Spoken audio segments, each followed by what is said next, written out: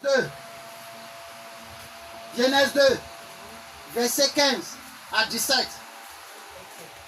Je lis la parole de Dieu. Que la parole de Dieu vous favorise. Genèse chapitre 2, verset 15 à 17. L'Éternel Dieu prit l'homme et le plaça dans le jardin d'Éden pour le cultiver et pour le garder. Verset 16.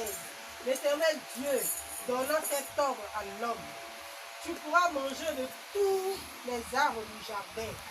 Verset 17. Mais tu ne mangeras pas de l'arbre de la connaissance du bien et du mal, car le jour où tu en mangeras, tu mourras. Le jour où tu en mangeras, tu mourras. Ça veut dire, Dieu, dès qu'il a créé, il a donné l'ordre à l'homme de tout faire. Mais il a mis tout est faisable, mais tout n'est pas acceptable. Dès le début, il a mis tout est faisable, mais tout n'est pas acceptable. Dieu lui-même a fait cela. Ça veut dire, il y a certaines choses que Dieu lui-même, c'est lui qui a décrit. Mais on doit faire à nos manières, de nos choix. C'est ce qui m'amène dans ce qu'il m'a dit de vous dire. C'est très important.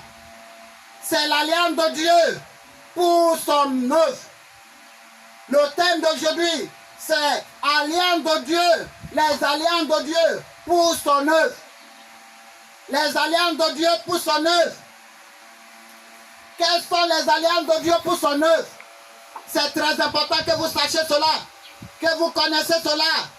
Les alliances de Dieu pour son œuvre. Beaucoup de prédicateurs, de pasteurs, tout ce que vous allez appeler prophètes, tout, on nous a mis dans la mauvaise voie. Ils ont transformé tout en leur intérêt, alors que Dieu a une alliance qu'il a mis dans son œuvre. Si c'est l'œuvre de Dieu, ça veut dire beaucoup. Maintenant, font leur œuvre. Beaucoup maintenant, c'est leur business. Mais pour ici à l'écart, c'est l'œuvre de Dieu. Rien que ça. C'est pour cela qu'il m'a dit, maintenant que vous allez rentrer dans une nouvelle œuvre, il faut leur rappeler encore mes alliances pour mon œuvre. Ça veut dire, n'importe qui dit l'œuvre de Dieu, dès que tu fais au-dessus de ce que je vais dire là, c'est faux. C'est ton œuvre, tu fais. C'est pas pour Dieu. L'alliance de Dieu pour son œuvre, ça veut dire ce qu'il a organisé pour faire son œuvre. 1.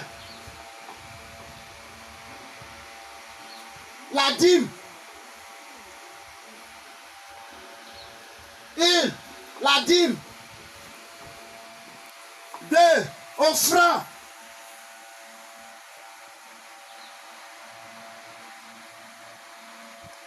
3e, action de grâce.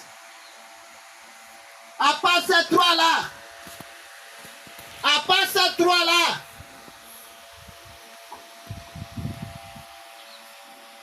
à part ces trois-là, n'importe quel pasteur, n'importe quel prophète, n'importe quel apôtre, n'importe quel serviteur, je m'en fous de où il vient. Dès qu'il a déraillé, elle allait au-dessus de ces trois-là. Il n'a plus l'œuvre de Dieu. Il fait pour lui. C'est pour cela, ceci, il utilise pour faire pour eux. On appelle d'abord, on vous dit, investissement dans le royaume. Investir dans le royaume, c'est très bon. C'est très bon. Mais tout cela vient d'un homme, pas d'un pasteur. C'est pour cela, le livre d'Agé, chapitre 1, verset 6 à 11, nous a expliqué cela. Quand c'est l'heure de bâtir, la maison de Dieu, Dieu lui-même a donné, que chacun fait à sa manière. Ce n'est pas un pasteur qui doit dire, il faut contribuer ceci, il faut faire ceci, on a besoin d'1 million, on veut 10 personnes qui vont donner ceci. Ce n'est pas l'œuvre de Dieu. Ce n'est pas l'œuvre de Dieu. Veut.